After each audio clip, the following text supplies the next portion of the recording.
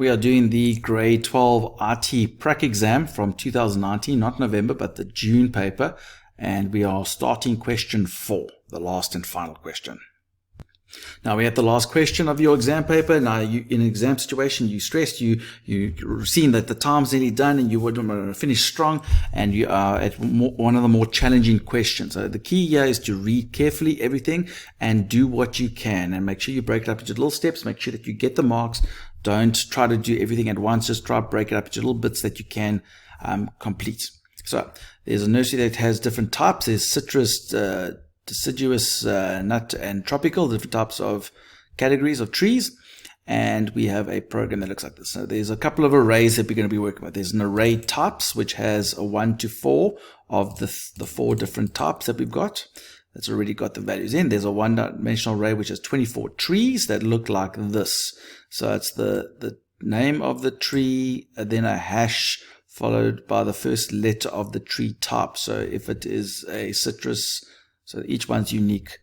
So that would be a tropical tree, for example. So there's 24 of these trees.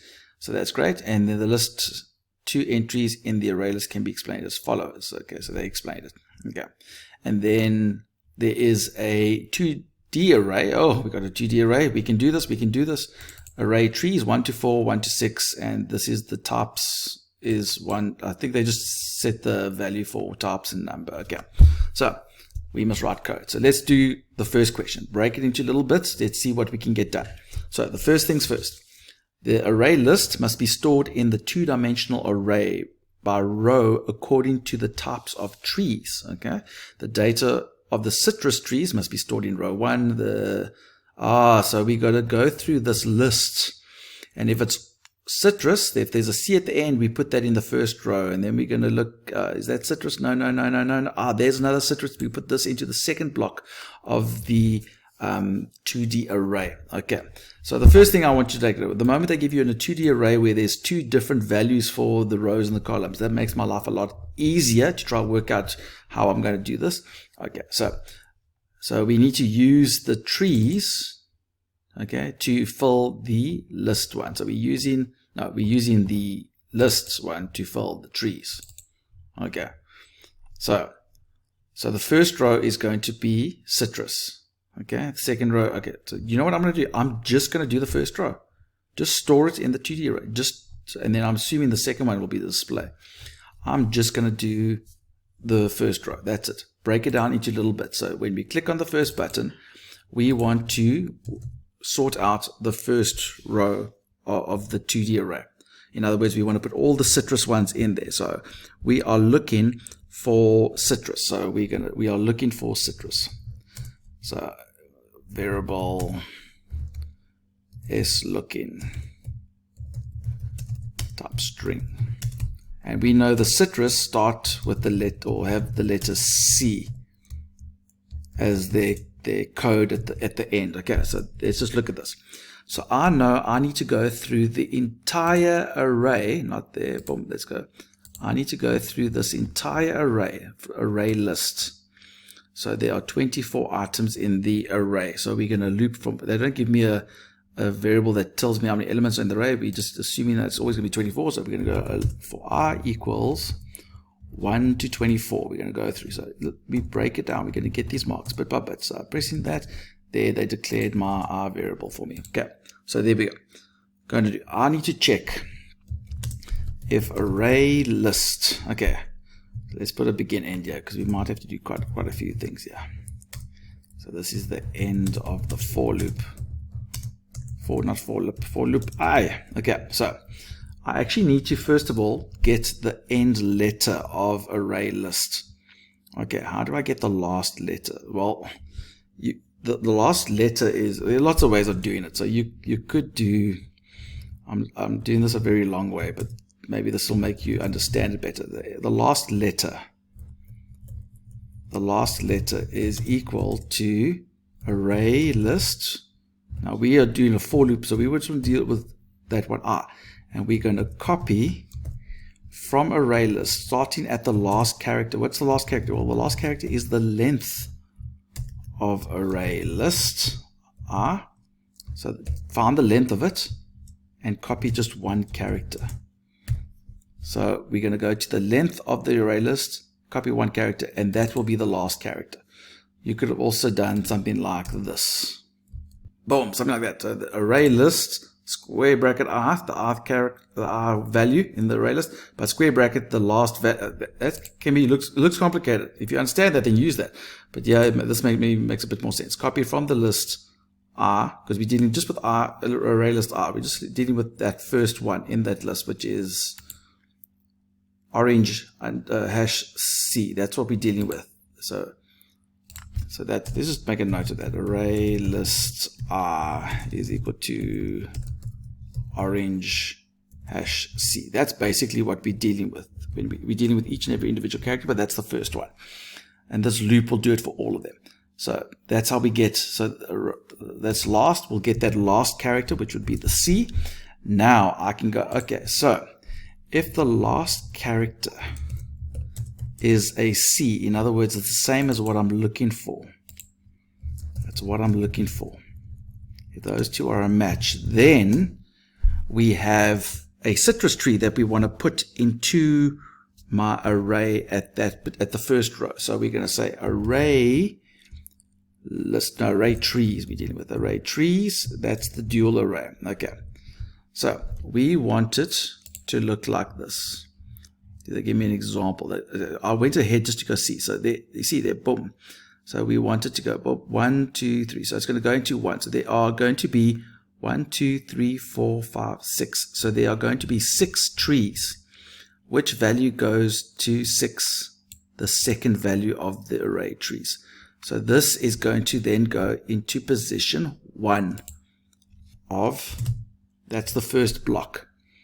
And this will be the row. This is always going to be row 1 for the citrus. So this is always, so it's first is row 1 for citrus. Okay.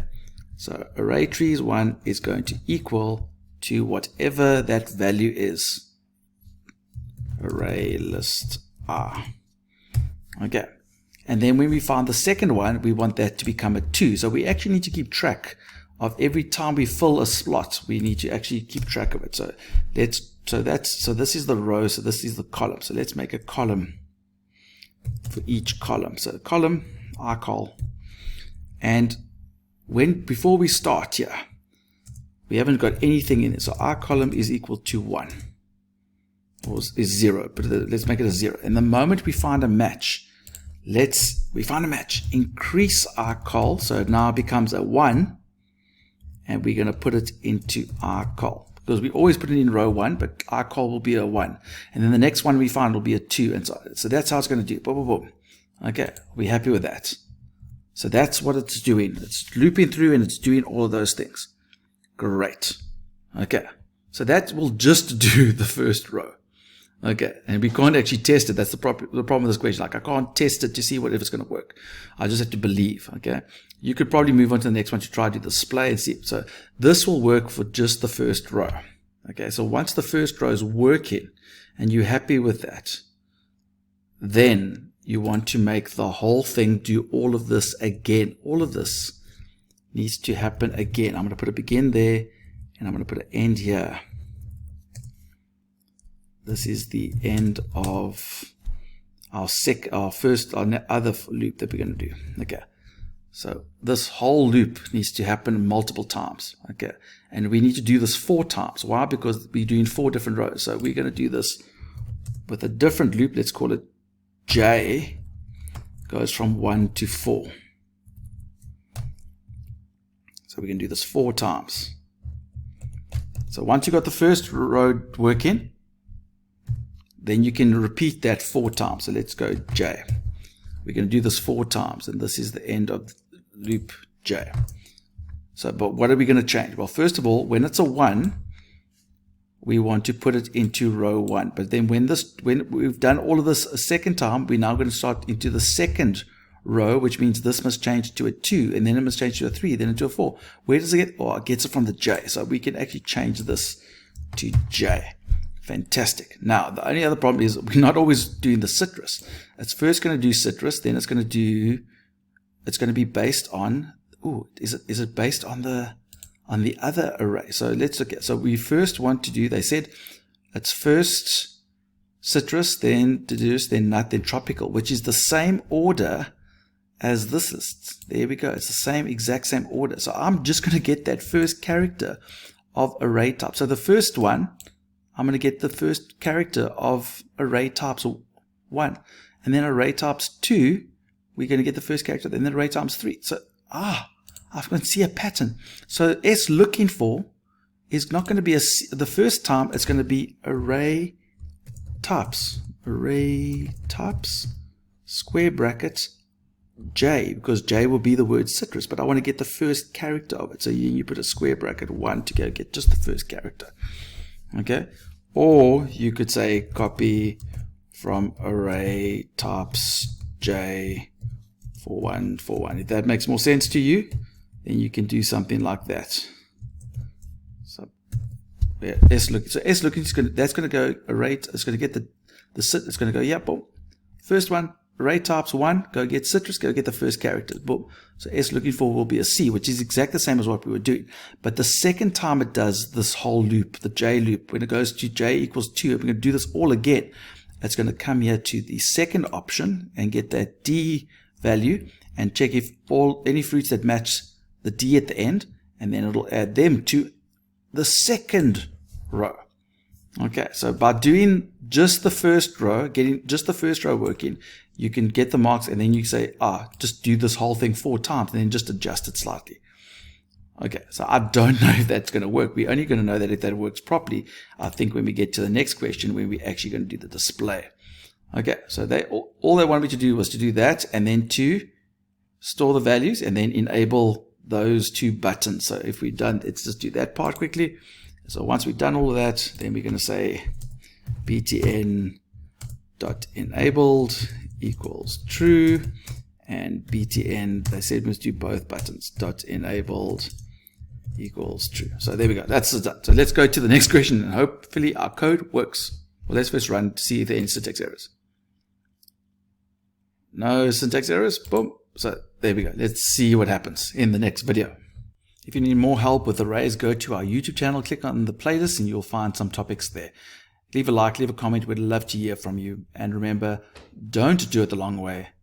Do it the Mr. Long way.